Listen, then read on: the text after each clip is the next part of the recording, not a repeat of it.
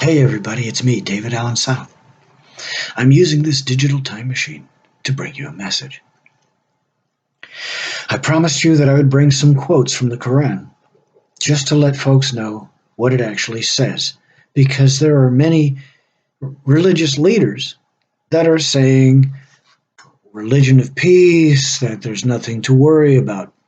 But when it comes to science, we don't worry about what people say, we look into the facts. Okay, so I've got several different categories. This is not extensive, this is not exhaustive.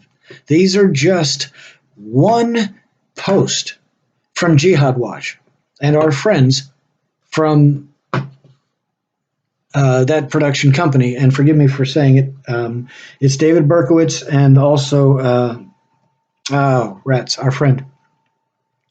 Forgive me, anyway, my cousin. Forgive me, I will have to fix that. Anyway, nonetheless, the categories we have are how the Quran claims exclusivity. In other words, how Islamites are the best of all creatures, but only the Islamites that are jihadis. They're elitists. They are above and beyond everybody else and above and beyond everyone else's law. Uh, Quotes about terror, about slandering those that are not believers, beating wives and slaves, different things like that, punishing unbelievers on earth and making them feel their abasement and forcing them to realize what useless and worthless beings that they are because they don't believe in Allah and His Messenger.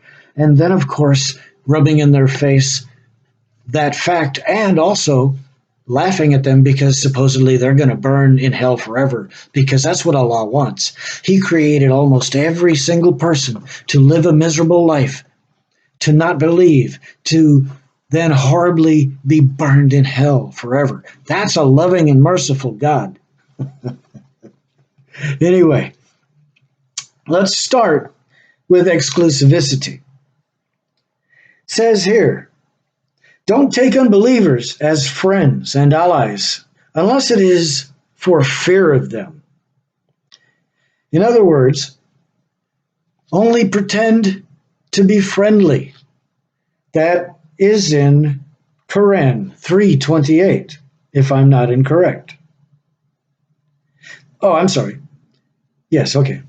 Here we have, let not believers take unbelievers for friends rather than the believers.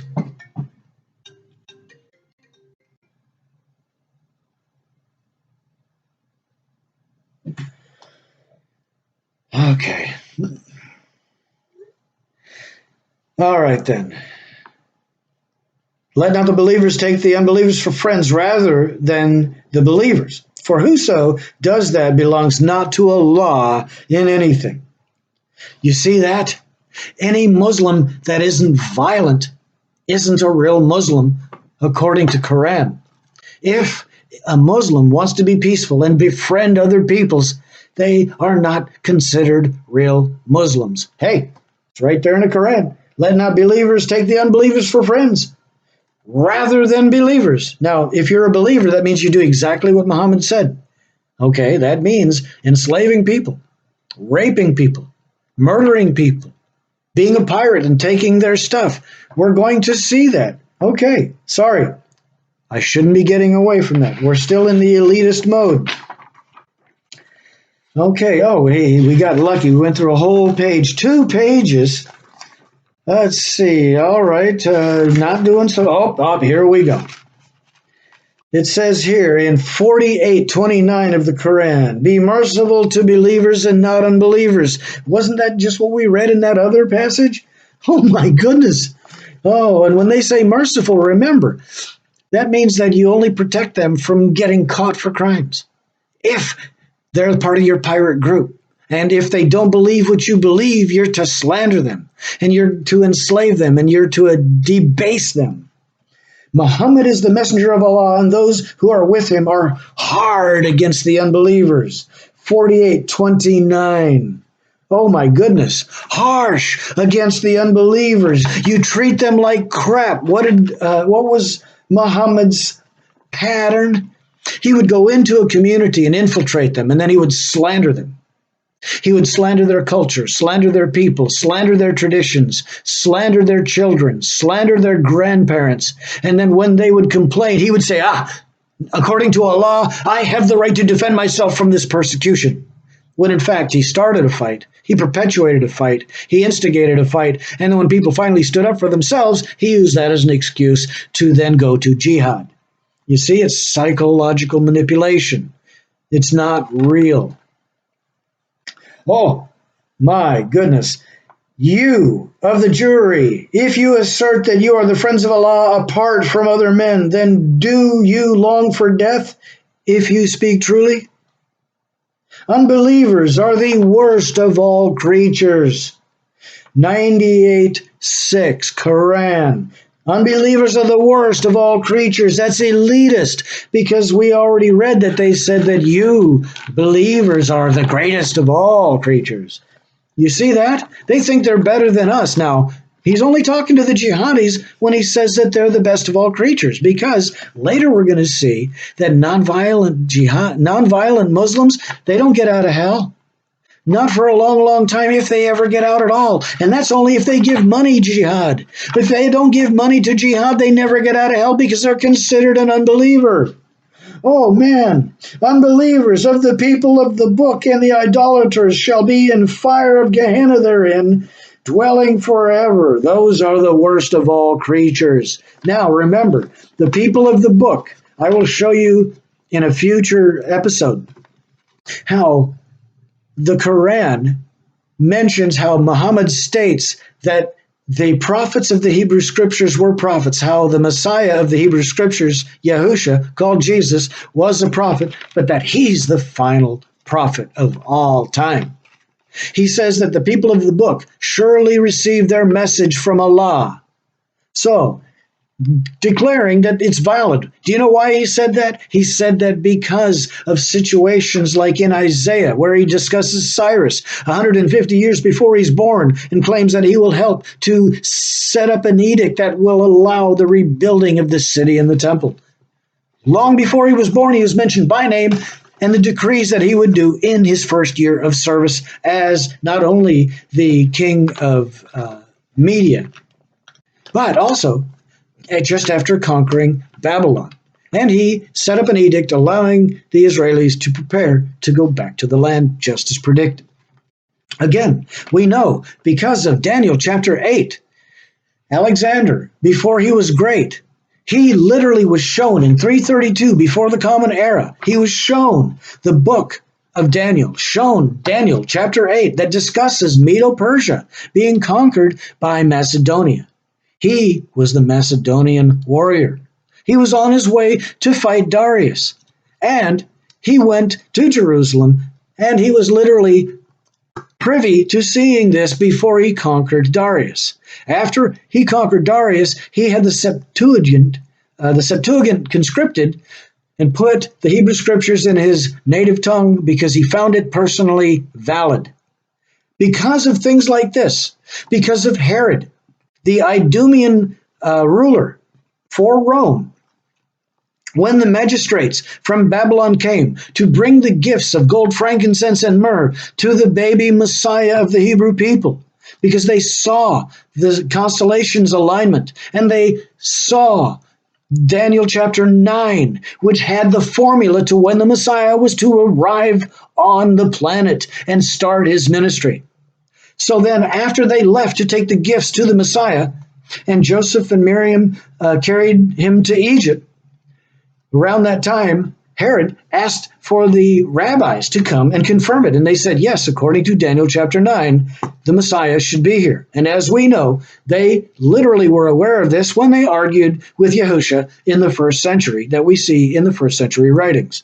Now, back to folklore and fabricated fables.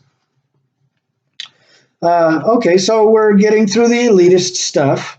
Unbelievers, the people of the book, idolaters, they should burn forever. Well, all right, category 1. Category 2 are elitists. Muslims are the best of all people. Jews have earned Allah's anger. Oh, see? Elitist, like I stated. You are the best nation ever brought forth to men. That other one was 3, 110 through 112. Now, basically, that was a synopsis of what I'm going to read here. The one I read before that, it doesn't give an address. But, I believe that's the 328. All right. Now, back to the 3, 110 through 12. You are the best nation ever brought forth of men, bidding to honor, forbidding dishonor. Oh my, he's talking about jihadis. Murdering innocent people is honor, and protecting the innocent is considered dishonor in the Quran. And believing in Allah, who wants everyone to suffer unless you murder innocent people. Had the people of the book believed, it were better for them. Some of them are believers. In other words, we know that some of the orthodoxy are in league with Rome and with Islam. We see that because they allow terror in Israel. If I was in charge of Israel, there wouldn't be terrorism. You can be certain of that. I had an opportunity to talk to Ariel Sharon and missed it by this much. I spent time with his security chiefs. But the most of them are ungodly. They will not harm you. You see, the only ones that they agree with are the cowardly Jews that accept Kabbalah, which is their common thread. I'm not going to read any more of that because it's already, it's just talking about more elitism. Looking for number 2. Maybe we won't find any more elitist for a while. Okay. All right, then we got lucky on that. There are more. This is just a quick survey, but it's showing the mentality. Okay, category 3, terror, violence. All right, here we go. Quran 2, 191 through 193. Fight and kill unbelievers until religion is Allah's, and slay them whenever you come upon them, and expel them from where they expelled you. In other words, whenever Islam infiltrates and they slander you, because that's the pattern, and you get tired of it and you run them off, then they say, now you have the opportunity to come back, and then come back with fervor. Says, again, slay them whenever you come upon them, expel them from wherever they expelled you. Persecution is more grievous than slaying. What they're saying is, when they get pissed off at you for slandering them and call you out as the frauds that you are, that is an opportunity to kill them, because they're exposing your crimes are worse than your slander, your murder, your rape, your enslavement, beating your wives, beating your child brides, pedophiles, having sex with children, raping them, raping women because their hijab allowed their hair to be shown, or maybe part of their ankle for a nanosecond was seen. They have specific things and excuses and reasons to rape people, to beat the hell out of people, to hate people. They are taught this in the mosques. And Sharia law is a caste system. I will be covering that. This is just part of Quran.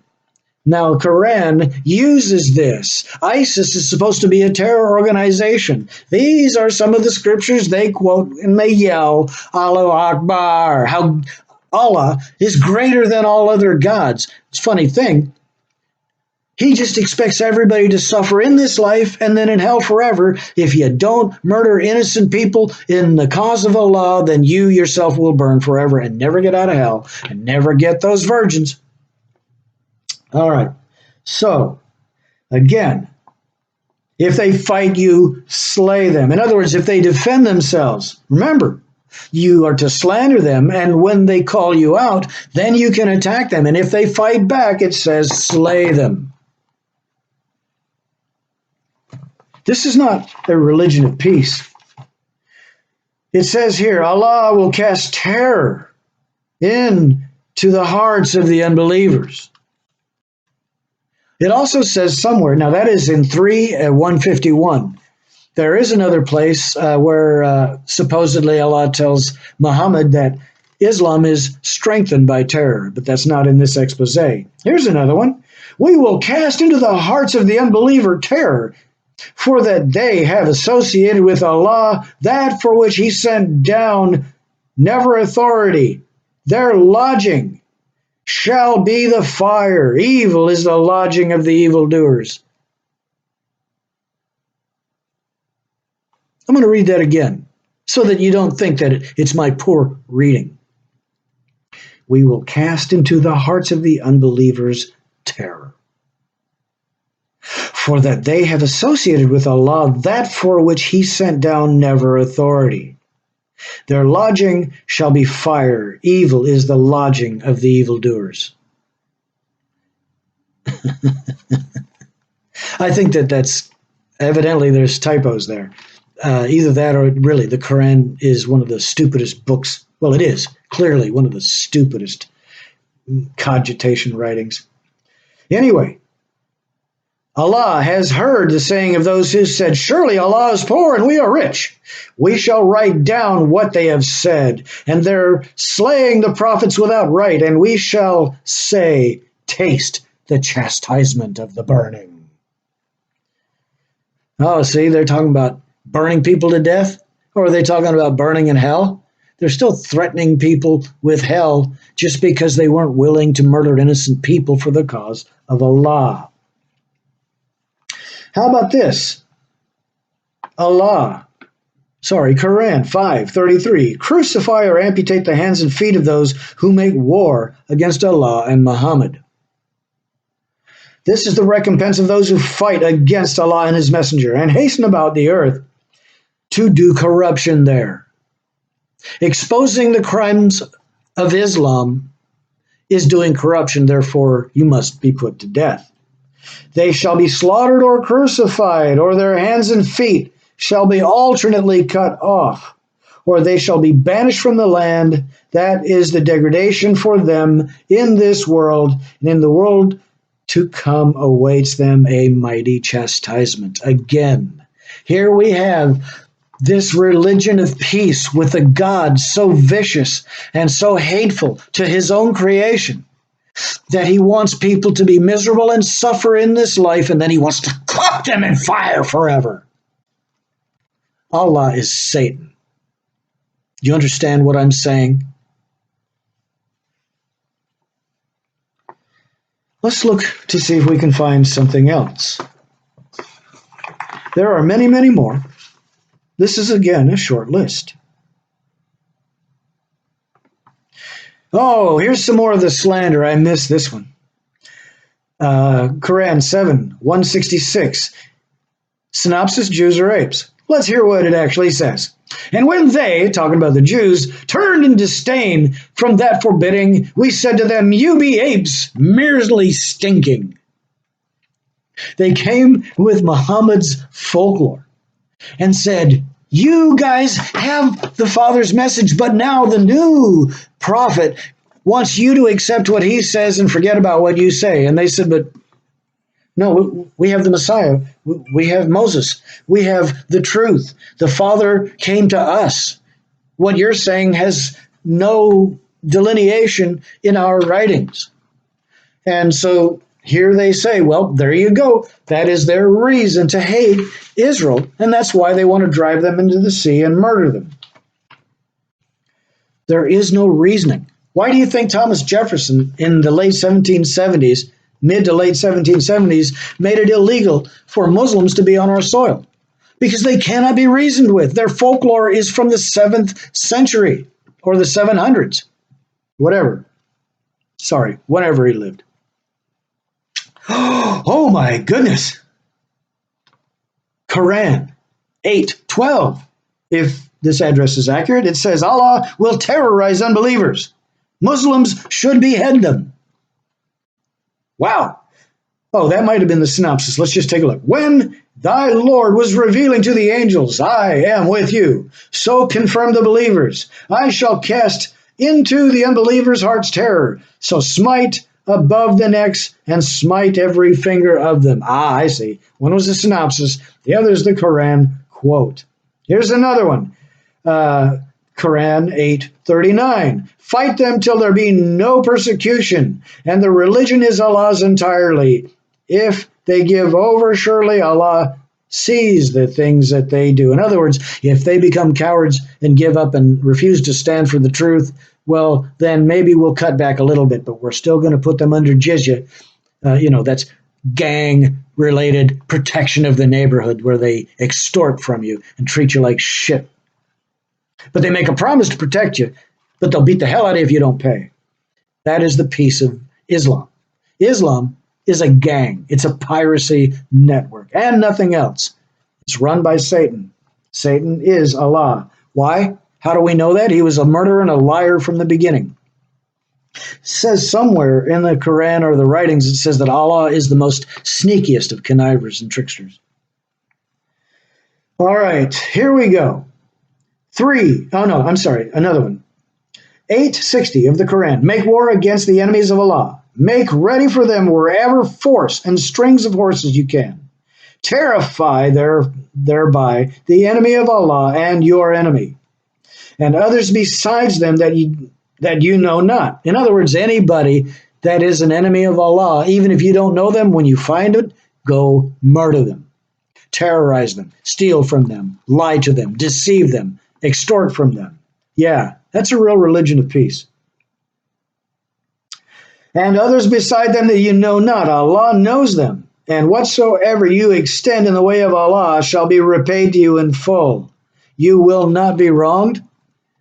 What you extend, what he's saying is any effort, any money, any resources you put to murdering innocent people, oh, Allah will reward you. Okay. There are many, many more. Oh, my goodness, more on terror. Okay.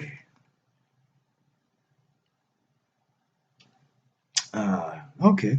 O prophet, struggle with the unbelievers and hypocrites, and be thou harsh with them.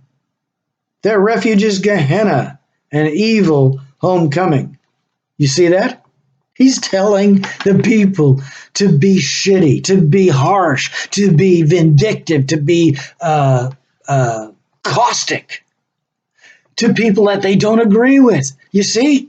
They're saying, be an asshole everywhere you go. Slander everybody that you see. Slander their culture, slander their family, slander their nation, slander their traditions, slander their religion. And when they argue against you, you have the right to fight back. Psychological manipulation. It's all folklore. Again, Muhammad was not a prophet. Again, there were people who believed in Allah long before Muhammad's time. And guess what? They believed in Muhammad and his 3 daughters. And that was the fulcrum. All of a sudden, this white boy from the Caucasus Mountains or from Rome itself comes up and says, from now on, you cannot worship Allah and his daughters. It is Allah alone or you'll die. Well, the people that believed in Allah and worshiped the daughters never wrote that there would be someone in the future that's going to come and conquer the Arabian Peninsula with a new refined version of their religion. Not at all. Didn't happen. But yet, here we have the Hebrew Messiah promised in the garden. It says the bruising of the heel, the bruising of the forehead, one of the seed from the woman would reconcile all mankind to the Father above. We see it was reiterated to grandfather Abraham. We see that it was reiterated, and Moses himself in Deuteronomy chapter 18 speaks of this prophet. Specifically, it says, the Father above will bring forth a prophet similar to me from your brethren, and it is he that the Father will put his words into his mouth. And it says that those words that the Father puts in his mouth, all of you will be held responsible for those words. Later on, we see aspects of predictions of the Messiah. Again, as we discussed, or maybe not in this session, but Daniel chapter 9 discussing the formula of when Messiah would come to earth, certain aspects of what he would do during that time, and discussing 49 years after he's cut off, Messiah the Prince is cut off, but not for himself. 49 years later, the city and temple are destroyed. We see that that happened in 70 of the Common Era by Titus, again, the son of Vespasian, the emperor of Rome. Just as predicted in Daniel chapter 9, verses 25 and 26. Now, Micah 5 tells us that he will be born in Bethlehem Ephratah. That we know happened by eyewitness accounts. We know that in Isaiah from chapter 9, chapter 11, and chapter 51 all the way to 56 are specific statements of what Messiah will do.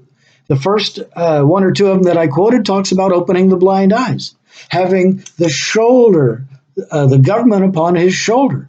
And then in Isaiah 53, it talks about he's punished for the sins of Israel, that he will help to reconcile all mankind, that all man's sins will be put upon him, and that how he will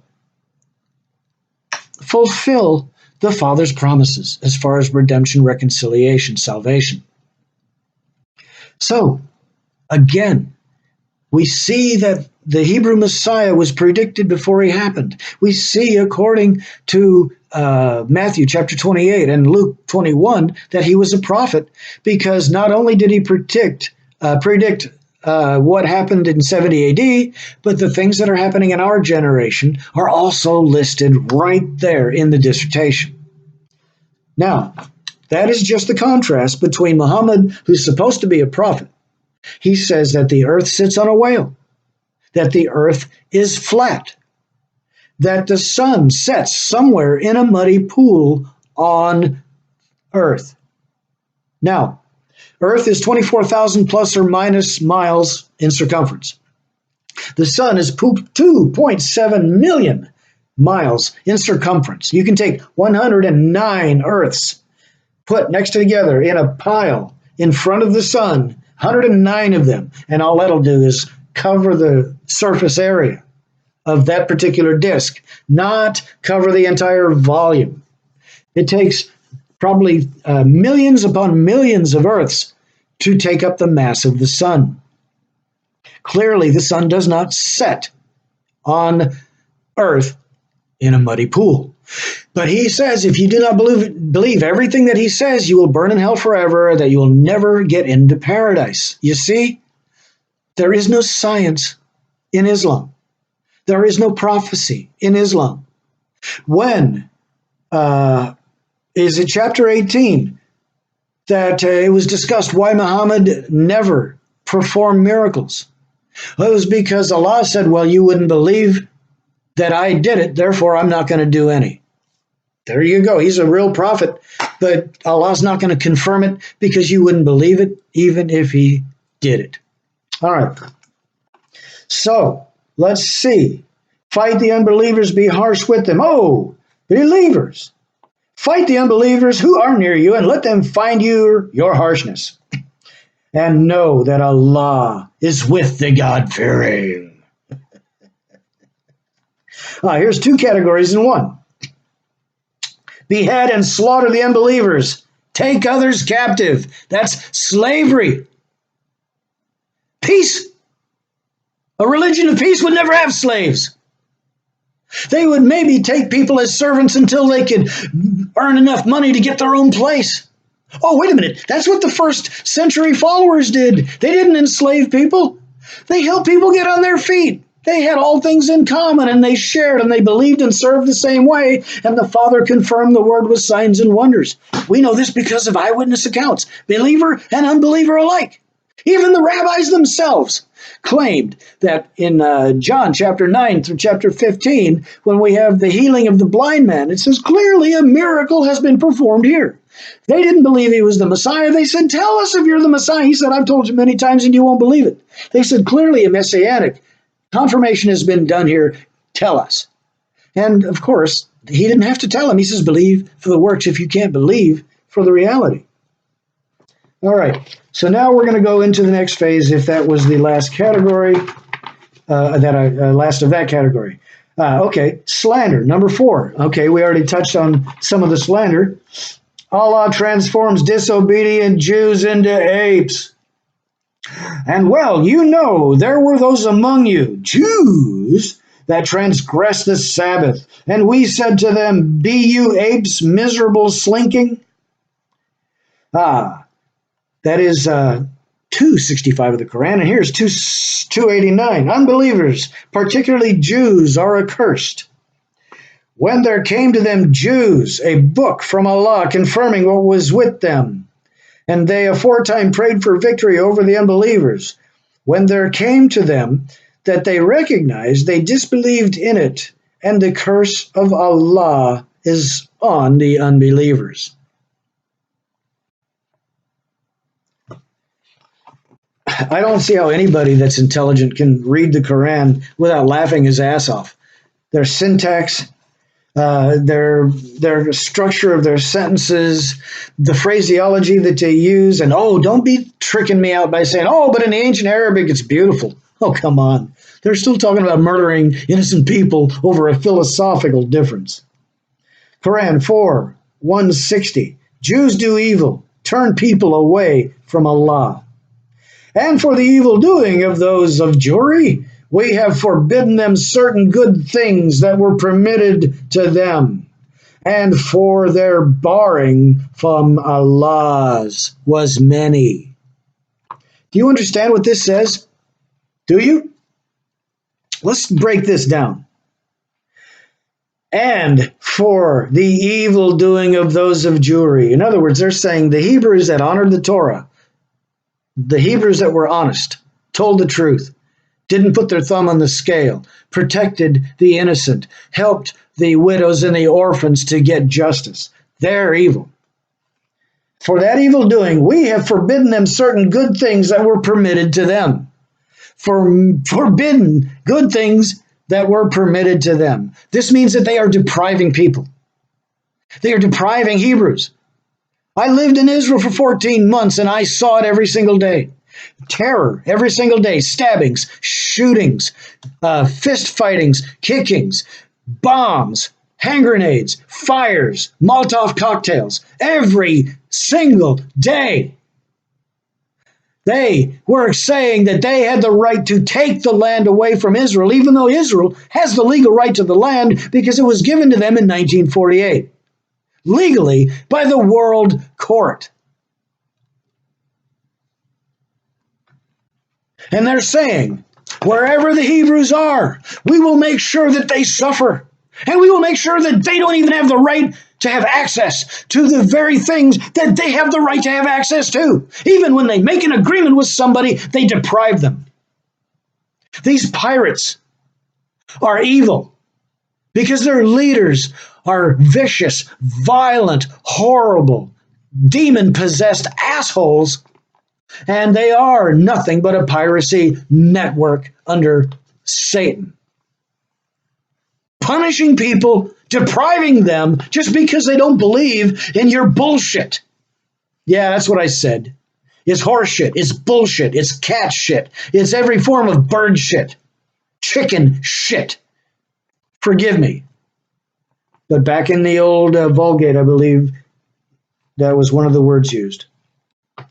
All right, forgive me. Oh, messenger, let them not grieve thee that vie with one another in unbelief. Such men as say with their mouths, we believe, but their hearts they do not believe. And the Jews who listen to falsehood, listen to other folk who have not come to you, perverting words from their meanings, saying, if you are given this, then take it. If you are not given it, then beware. Whomsoever Allah desires to try, thou canst not avail him anything with the law. Those are they whose hearts Allah desires not to purify. For them is degradation in this world, and in the world to come awaits them a mighty chastisement. Quran says to make people miserable, to slander them, to attack their culture, attack their family, attack everything about them, and when they complain, use that as a springboard, a launch pad to go into jihad. But not in this segment, but in another segment, we're going to go into the forms of deception so that they can sneak up to you and trick you into trying to think that this is valid, that all these scriptures are valid, because unbelievers are mean. They're deceptive. They're evil. They don't listen to Allah. And Allah is merciful to anybody who's willing to murder any innocent people that doesn't believe in Allah. If you say you don't believe in Allah, but you're a Muslim, you can say that, because if you think that you're going to be put to death for your crimes because you're a Muslim and you murdered people and you stole from them and you lied and deceived them and you tricked them and then you brought pirates in and they took from them too, and then you guys all tried to run away with the booty and you got caught, then you're allowed to say, oh, no, I was forced by them and I'm not really a Muslim, and you can demean and degrade and you can say anything that you want as long as you get away with it, and then you can go back. Oh, but in another segment, I'm going to read to you some of it where it says that in some cases during the campaigns, some people were forced to believe in Allah and then told to go back to their homes and pretend that they weren't converted and to fight to convince people to allow Islam to be in a position of authority. And then once they get into a position of authority, they take the rights and freedoms away of the indigenous people. And then, of course, then it's okay to say that you're a Muslim because now you're in control, and it's a caste system, and nobody can punish anybody unless they are in the top echelon. Nobody on the bottom can accuse anybody on the top, because everybody on the top has already made an agreement to protect each other from their crimes, because they're pirates, liars, murderers, thieves, rapists, pedophiles, deceivers. The earth is not flat. The sun does not set in a muddy pool. Terror is not peaceful.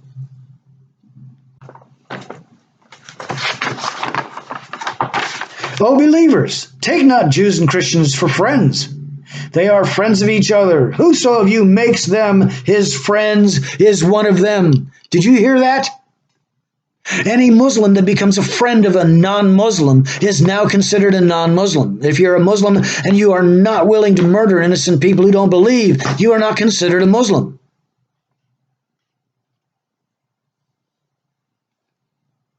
Whoso of you makes them friends is one of them. Allah guides not people of the evildoers.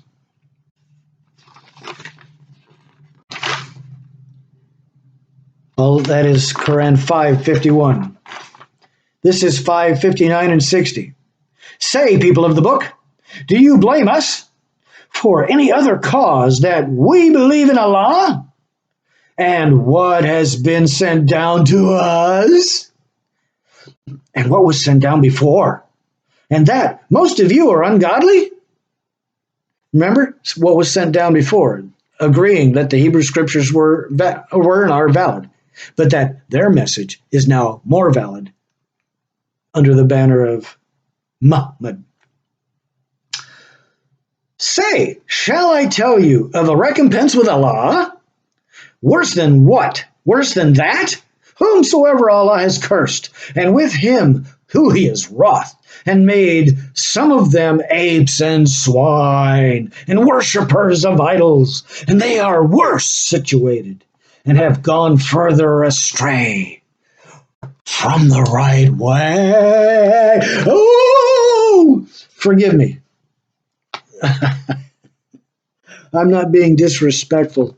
I'm trying to have fun with the fact that if they're so peaceful, they would hunt down their terrorists and put them to death.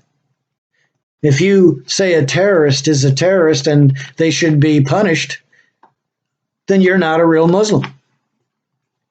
Because again, they say that jihadis are the best of all people and the only people that will be found in paradise.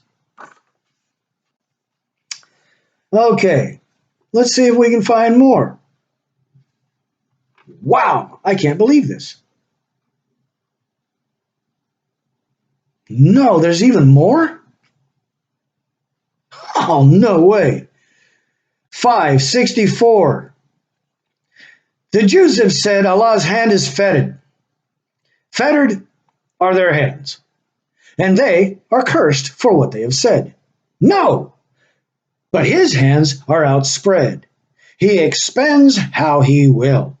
And what has been sent down to thee from thy Lord will surely increase many of them in insolence and unbelief.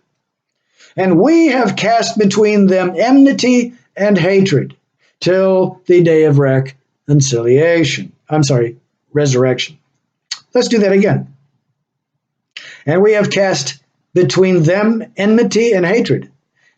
Muslims have enmity, which is a caustic rivalry, and hatred. Hatred is an indwelling of internal spite, an evil attitude that no matter what a person does, you will never want to do anything but harm them and eliminate them from existence. Religion of peace. Oh man. When the Messiah told us about the ending jihad, he literally said it was going to be worldwide jihad. Just like when Rome destroyed Israel in 70 AD, the jihadis are going to bring Islam and kill billions of people on this planet. And who are they going to hunt down? The people who honor Torah, the people who respect and try to protect Israel, the people who honor the Father's name, the Messiah's name, their word, their will, their way, and share their good news. But on the other side, we'll sit in the Father's lap. When he comes out to hang out with us, those of us that are violators of Torah, we still get to live in eternity in bliss, but we just stand outside. We live on the planet wherever the Father assigns us, and then we'll make our trek to Jerusalem, and the Father in his castle will be there, and he'll come out and he'll come spend time with everybody in every place on the planet and cruise out and take us to different aspects of the universe and show us that on the day of judgment. He'll push rewind and play, and we'll see the creation, and we'll see all of the amazing things that he's done. We'll see everything horrible that anyone has ever done, said, thought, and even their intentions. And we'll see that all good things happened when people obeyed the Father's rules, and only bad things happened when people disobeyed his rules. So let's see if we can find more. Oh, that's right. Muslims are to hate, aggravate, and attack all unbelievers, especially Jews. We've just been reading this. I'm not making this up. All right, here we go. 582, Quran. You will surely find the most hostile of men to be the believers are the Jews and the idolaters. And you will surely find the nearest of them in love to the believers are those who say, we are Christians, that because some of them are priests and monks, and they wax not proud. They're saying that Christians and Hebrews are the most hostile of peoples? Now, Catholics go around the world murdering people with bombs and guns and knives and politics everywhere. Christianity is the first terrorist organization, the first worldwide, and then Christianity invented Islam. It's very clear, it's already been made very clear that Muhammad is a white man who was taken from either the Caucasus Mountains or Rome itself, and sent down, trained in Constantinople, sent down to Arabia, and the legend was created. Let's see what else we can find. They measured not Allah with his true measure when they said Allah has not sent down aught to any mortal. Say, who sent down the book that Moses brought as a light and a guidance to men? You see? He's talking about because he knows Moses was a true prophet. He knows for a fact that the Father confirmed the word with signs and wonders. Egypt, perfect example. Literally, they knew about Egypt. Rome had just taken over from Greece. Greece had just taken over from Babylon. Babylon, hey, it wasn't much further before that Egypt was an empire. Who went down to the book of Moses and brought as a light to the guidance of men? You put it into parchments, revealing them and hiding much. Now, literally, the Quran is discussing the oral tradition, the mysticism and Kabbalistic aspects, and Allah is in the word Kabbalah. So make no mistake. And And they were the reason we got kicked out of the land every single time.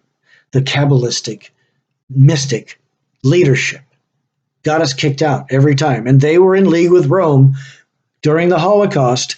The real Hebrews, the worshiping of the Father Hebrews, were slaughtered.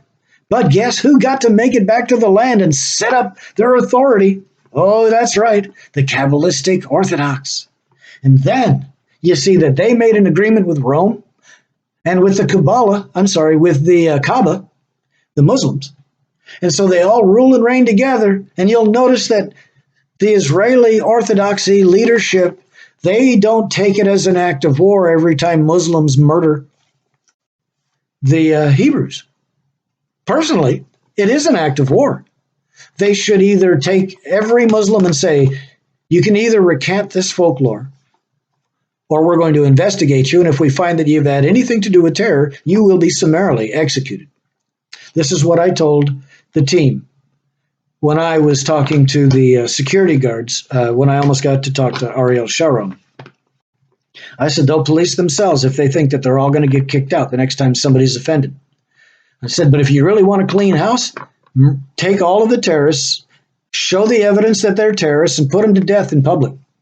Put every single one of them to death as criminals, and let everybody know that there was no jihad by these people, that they were put to death because they murdered innocent people. They were caught in the act, and now they will be put to death because they're criminals. And anyone that had anything to do with paying for that jihad, anything to do with conspiring with that jihad, anything to do with committing that jihad will be also put to death. Everybody else, if they won't recant, they leave Israel. That's if I was in charge. That's why I would have either been assassinated or had a clean house, you can be certain. Because I know the Quran better than many Muslims do. All right. And to those of Jewry, we have forbidden every beast with claws, and of oxen and sheep.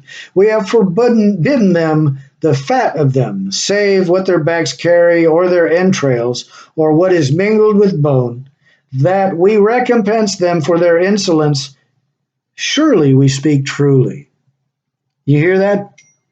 Depriving honorable Hebrews, literally going out of their way to leave nothing. You know who else did that? The British. When it came to the Irish and the Scots, the Brits would come in and take all the good stuff and leave the crap for the indigenous people. And they wouldn't let them defend themselves. They'd only let them have farm implements. Why? Because if they could defend themselves, they would kill those damn murderers and displace them.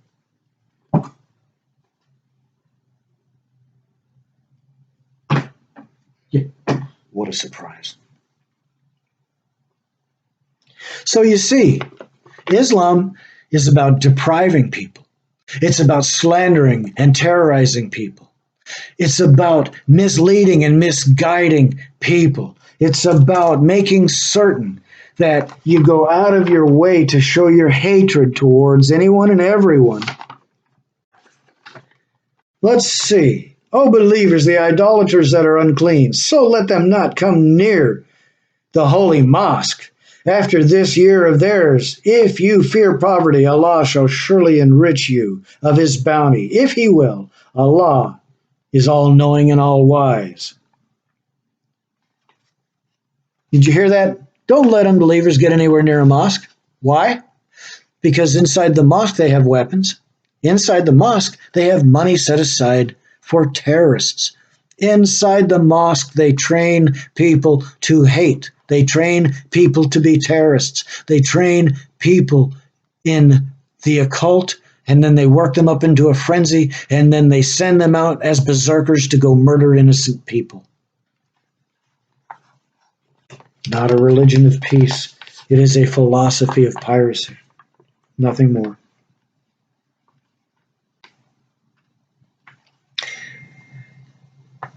Fight those who believe not in Allah and the last day, and do not forbid what Allah and his messenger have forbidden.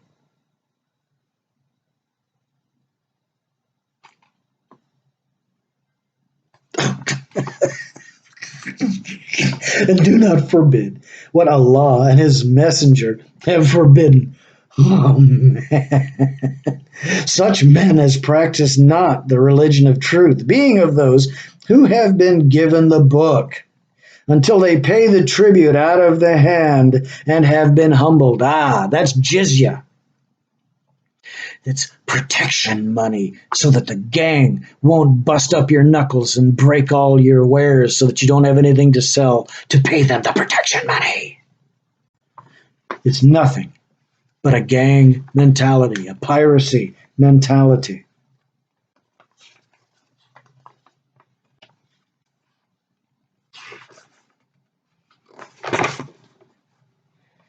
All right, let's see what we have next. Slander, diminishing. Ah, here we go. Check this out.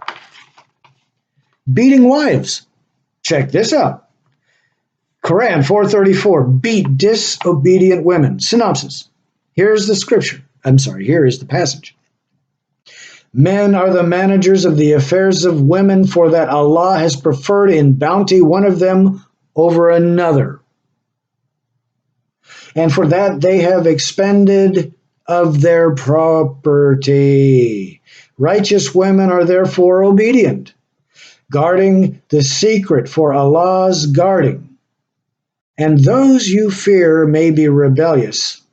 Admonish, banish them to their couches, and beat them. If they then obey you, look not for any way against them. Now, it says, if you tell your bride to do something, your wife, and she doesn't do it, it doesn't matter whether it's right or wrong. What matters is she's your property. It says it right there. They gave up themselves as property. If they don't do what the man wants, it doesn't matter if the man is completely insane and deserves to be put to death because he's beating the hell out of a 9-year-old girl who doesn't want to be raped. But it says right here, if they're obedient, they'll let themselves be raped. They'll let themselves be beaten. They'll let themselves be terrorized. They'll let themselves be demeaned. They will do whatever they're told without any question. You know, let's just see, how much further can I go?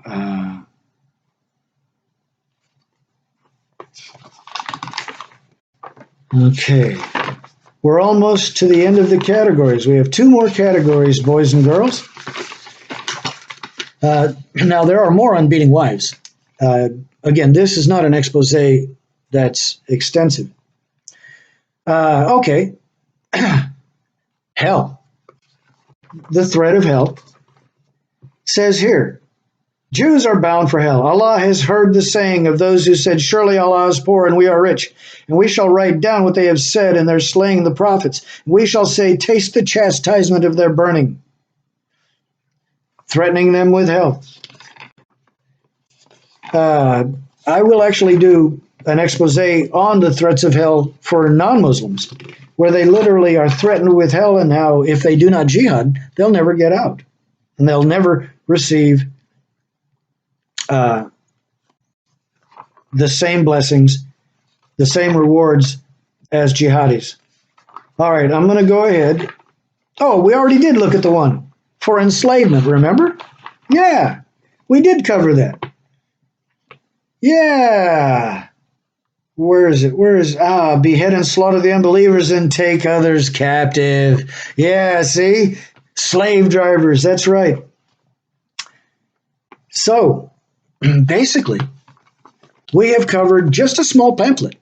There are 109 verses in Islamic writings. I think the Quran alone has 109 on violence against the unbelievers alone. This is just some.